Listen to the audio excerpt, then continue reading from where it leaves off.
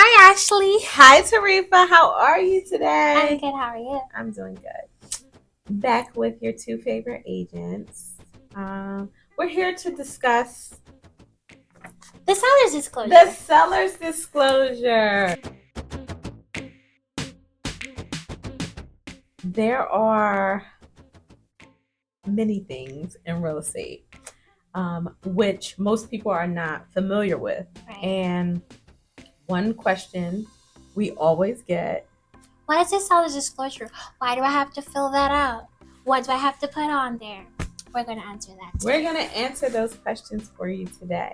In the state of Pennsylvania, it's required for all sellers to complete a seller's disclosure when they're making a real estate transaction, to make you aware of any defects, anything that may cause an adverse effect in the future for potential buyers. We're going to explain what's the seller's disclosure, why it's important, and to make sure, even if this transaction doesn't happen to take place between us two, you still need to review your seller's disclosure, preferably prior to making your offer, so that you can make your offer based off the knowledge you reviewed in the seller's disclosure. So after you see the house or before you see the house, make sure you get a hold of the seller's disclosure. Typically, do you show your clients the seller's disclosure prior to going to the showing, or immediately? If it's available, I send it to them. Oh, if it's available. So that's something that I've just started doing. If it's available prior to us even going out to the house, so that they can make a decision whether they even want to move forward with this property. But that's smart. I just started doing that recently. Previously, I would send it to them if they wanted to make an offer. If they wanted to make an offer, and then I would send them the seller's disclosure along with the comps and rental rates, whatever it is that was going to aid in their decision-making process. Right. So, for our seller's disclosure, it's a 10-page document. Don't be afraid of it. And if you have questions, definitely ask. That's what agents are here for, to go back to the seller's agent if we're representing the buyer and get more information to follow up and give you details, or if you're representing the seller, to get clarity from the seller exactly what they mean. So the first page goes over exactly what you will find within the document. Any material defects will be disclosed in the seller's disclosure. If you are providing your buyer with a warranty, if there are co-owners on the property, if you're purchasing a building and you want to confirm the zoning, if your seller is aware, they should list it in the seller's disclosure. It also shows who's filling out the disclosure. So in cases where we have estate sales, they don't necessarily have knowledge of the property, so they still have to produce a seller's disclosure even though it's not filled out. Yes. And I always say the more information on the buyer side, the more information you can provide to your buyers, the more comfortable they feel throughout the transaction. You want to go over a few? So we're not going to go into detail because it's extremely long, but it singles out every aspect of the property, from ownership to the actual physical property to the surroundings, like your yard and stuff. Everything that you know, or you might know, or you think you know, you should put it in your seller's disclosure to cover yourself as the seller. Yes.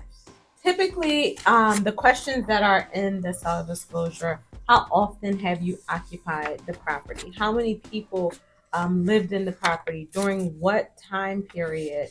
Have you made any improvements or corrections? Have you been made aware of any leaks, any cracks in pipes?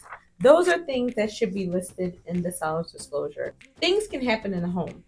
So if something happens and you're able to fix it, take care of it, you should still list it. And if you can produce a receipt, that's even better. So if you are planning on selling a home in the future and you know that you're going to update the roof, add an extra coat on there, or change a few windows, try to keep your receipts. That's always a good And thing. contact information for your contractors. Oh yes, because I have someone like that that wants all the contact information.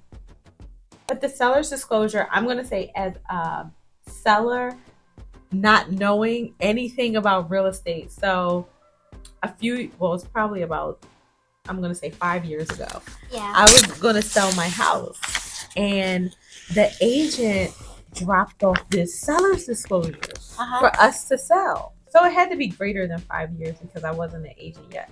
But dropped off this seller's disclosure and he was like, everything on this paper has to be correct. You fill it out in its entirety. Like, he made us so nervous about this paper. We were stressed. Like, wow. Oh my God, what was the roof? Let me just like, we were so stressed out about the seller's disclosure, just trying to fill it out.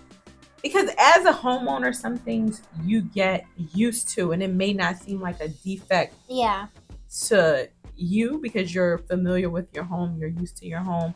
But to someone else that's moving in or making this large purchase and going into a completely new environment, it's an issue for them. So just disclose it. If you're not sure, just disclose. If you're not sure, just disclose. Seriously. And for your buyers, just to review it. And if it's something that you don't feel comfortable with and you have questions about, you let us know as your agent and we take it to the other side and ask them for clarification. So don't be afraid of the seller's disclosure. It's a part of the real estate transaction. It's something that we all need to be aware of when making a purchase or selling a property. Regardless if you're using an agent or not, any seller that's selling their property in Pennsylvania, they need to have that document. So we recommend for all for sale by owners to contact your local agent. You have Ashley and Tahrifa. Yes, and we are so glad to assist you. Get your home sold. This is our profession. Yes. We enjoy it. We take it very seriously. I am very I'm a little silly, but when it comes to work, I'm gonna get the job done because I don't play any games. But we are here to help. Always. All right. Bye. See ya.